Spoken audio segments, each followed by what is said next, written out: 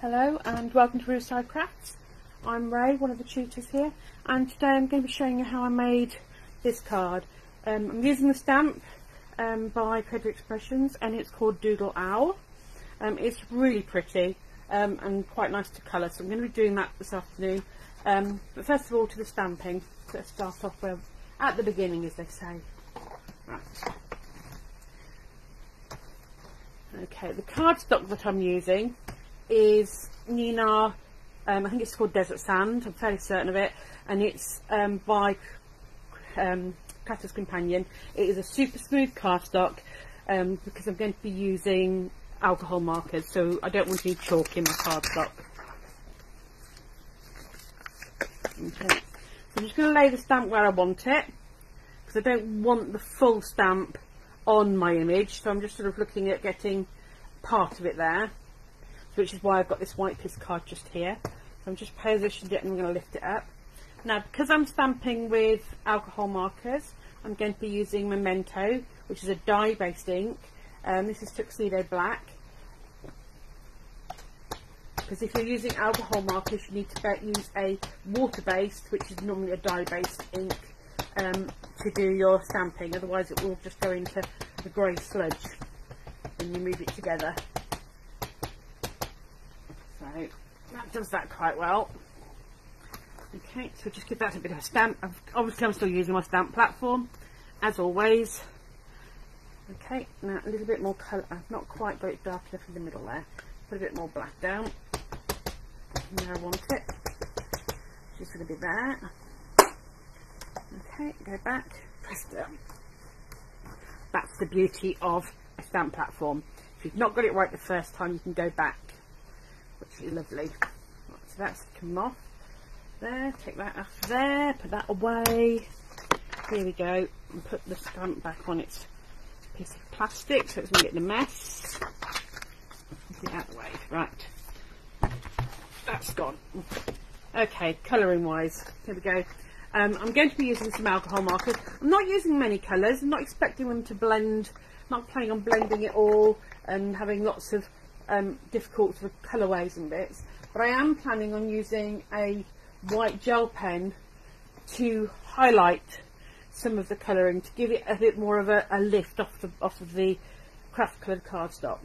Okay, right, so first of all I'm just going to start off with my base. One of the things I would say is that because I'm colouring with craft cardstock, when you are doing your colour charts, you need to do one on a craft card, because the colours do look very different on craft card to what they would do on white card, and the same with cream. So if you're somebody who uses a colour cardstock that isn't normally white, then you need to sort of like add some other colours in to your colour chart, because it makes a difference. In just a second I will show you what I mean by a colour chart, and I'll show you how I do mine. Just put some black, some of that goldy colour down for a second. Right, colour chart. This is my colour chart. Okay, they all come in a little book. I open it up. Here we go. So these are my alcohol markers, and if you look, you can see that some colours that show up on the white really don't show up on the craft card. So when I'm looking for colours and what I'm going to be using them on, it helps me to know which colours I'm going to be using. So if you look here, right more or less down to here, you've not got any colour, so you really can't see those colours on the craft card by comparison. But this is what I do. This is how I keep my colour charts, and I've got them all done all the way through for any pen that I've got, and for my distress inks. All of them are done on both watercolour cardstock, brown cardstock, whatever it is I need, so that I can know how to use it, because that helps when you're doing a lot of colouring. Right, back to the colouring. Okay, now this one's quite a dark brown, so we're just going to put a few little highlighty bits in, or low lights, shadow actually is probably more better, where I'm going to want some darker bits to show up before I put some light in. Okay, so I'm not using very many colours, as you can tell. I'm sort of keeping it quite simple today. I'm not using lots and lots of colours, so I'm just adding some colours in.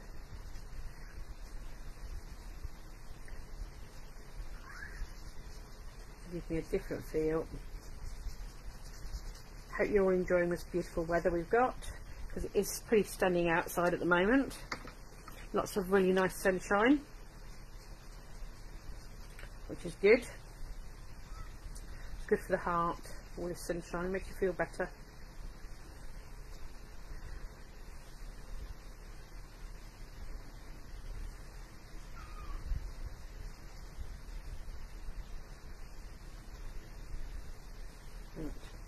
So I've got quite a lot of that in there. That's quite definitely done. Right, I need a bit more of an orangey colour in here to lift that up. Like I said, I'm not doing many complicated blends. I'm not working on looking at it, because it's an overall effect. I'm not looking for a very complicated finished card. I'm looking for an overall effect to give me this idea that I am having a bit of a change in what I'm looking at, if that makes sense. So it's not all the same. Some glossy accents would look cool on the eyes, because that would highlight that up and brighten it for you, and give you a bit more the colour to where you're thinking it's going to be.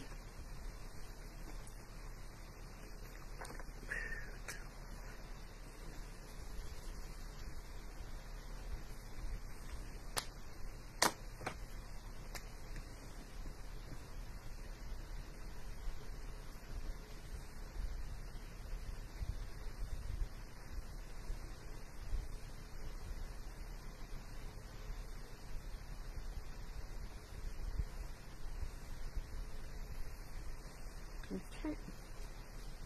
Right, I'm going to add some white on now, just to lift it up a bit, because I want it to just sort of come up a bit brighter. So I'm just using a white gel pen and adding in on the dots that are already on there some colour.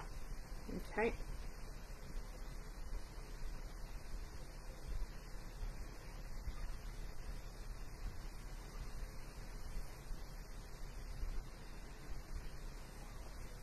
This is obviously easier to do on craft cardstock than white, because white cardstock doesn't really show it up in the same way.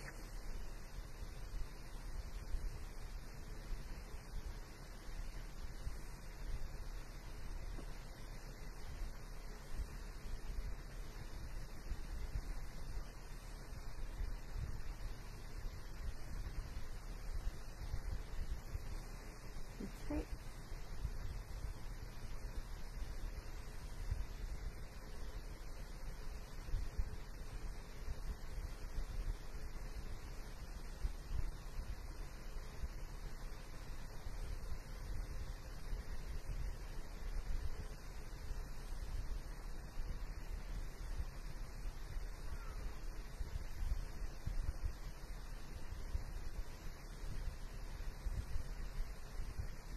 Now, one of the things I would say about alcohol markers, if you are collecting a set, that's fine, but you don't have to. Any alcohol marker will work with another alcohol marker, because they all have the same base in them, which is alcohol. The only difference will be the dyes which they're using as the colours. So they are something that if you're looking for a specific colour, then you might need to sort of like have a stay to a particular set, so you get a whole blending range in that colour. But otherwise it's not really too much of a problem. You can just sort of bring in. Right, so now I've highlighted my owl. He's a bit brighter. Okay, I'm just going to colour in his branch that he sat on, just so that just sort of gives me a bit of help. And I'm going to leave his feet the colour of the craft card. Okay, like so. Right, now I want to make it look like he sat in the tree, which is what I've done here while using a leaf stamp. Now I've got two different leaf stencils that I use. This one's a Creative Expressions one, and this one I have had for such a long time I didn't even remember who did it. But I'm going to use this one today just because I thought it would show you a different way to look at your stencils, really, because we don't tend to think about what they'll do for us. So what I'm looking at is where my leaves are, and what I'm going to do is add some leaves in, and I'm going to use my blending tool because I want to get the leaves in quite quickly to do what I want it to do. So look, so I've got some leaves coming, and I'm just going to add them in as I go along. Now the colour that I'm using today is peeled paint, and one of the really good things about using a distress ink is that you can keep going and adding colour on the top, and you get this sort of shade and shadow, and it all builds up, which is quite cool. So that works quite well for that one. I'm just going to take that one up there for a minute.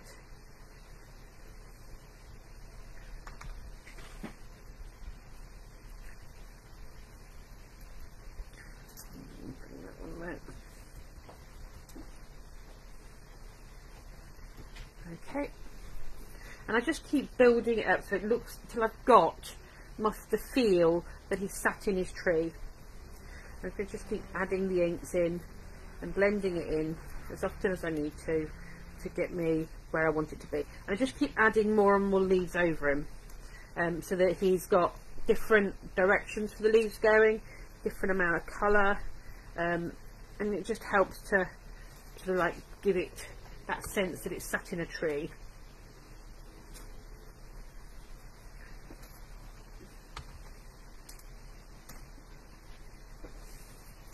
And as you can see, it's building up quite nicely now.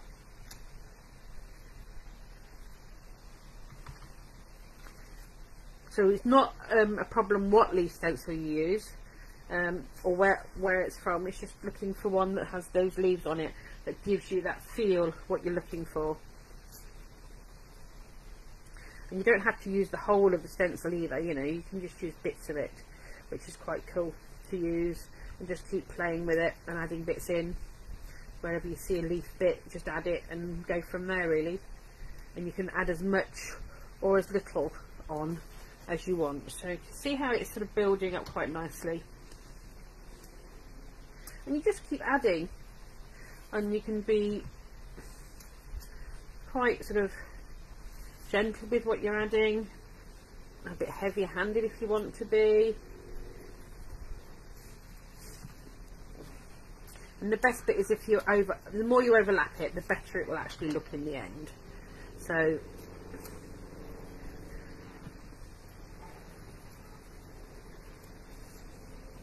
okay, right, now what I'm just going to do now is I'm just going to take my branches off. So because they finished there, I'm just going to take some bits off. I'm just going to put some little bits in that make them look like they've gone further afield, and give this sort of a bit of a sense that there's more happening than what we can see. Okay, and using a black fine liner, I can just put the black lines on like it was stamped, and it just gives you the feeling that it's come from your stamping.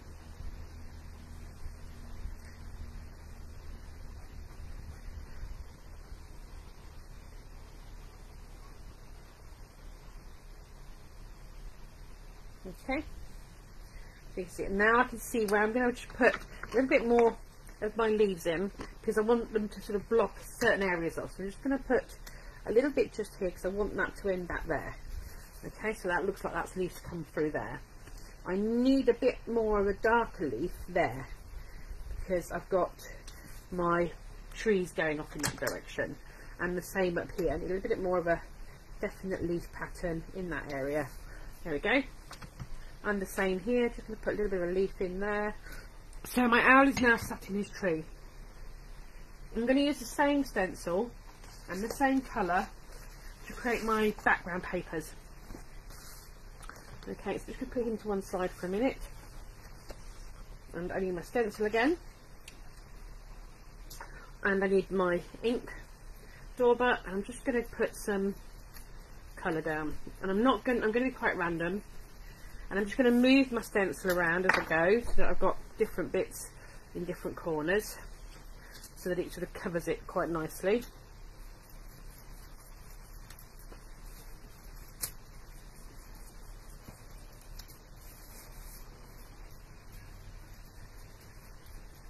And I'm just using a blending tool. You can use a brush, you can use whatever you've got sat there to work with to move your inks around. I use a brush quite often because it works quite well, especially if I'm looking for sort of more textural works, but I've got my blending tool out today, so that's what I'm using. Right, so here he is. There's my background. There's my piece of brown card, and there's my Mr. Owl all in his tree. And what I'm going to do is pick up bits that need to be highlighted. So I've got bits here that I think actually would look better if they had a highlight on them. I'm just going to put a bit of a highlight on them with the white pen, just so it gives it a bit more of a, so that we got that look there, that we're sort of looking at a bit of sun catching on things, and that it just helps to define bits for you as you're playing, which is quite nice. And we can put a bit of white here on our branches, just so the light looks like it's coming in. Okay, and that is all I would do. Now on my original, I've scuffed up my brown cardstock. I'm just going to show you quickly how I do that. Pair of scissors, older ones if possible, doesn't really need to be anything too fancy, and I'm literally just going to be dragging it along the edge of my card. Okay, and that will just give me this really nice vintage rough edge for it. It's just sort of works when you're looking at being in a tree.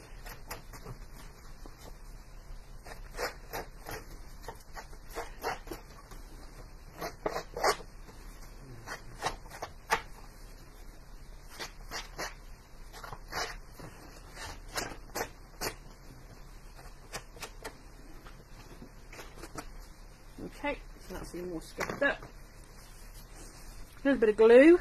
If I can find my glue, what have I done with it? Here it is. I put it somewhere this morning when I was busy. Are we going to come out today? Oh yeah, look at that. I thought it might have dried up because it's been a bit warm. Okay.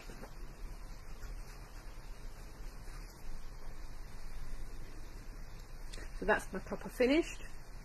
All I have to do if I wanted to now would be put my sentiment on, which could just sort of sit here quite nicely. I don't tend to put sentiments on until I'm going to be using the cards. I never know what I'm going to be using it for.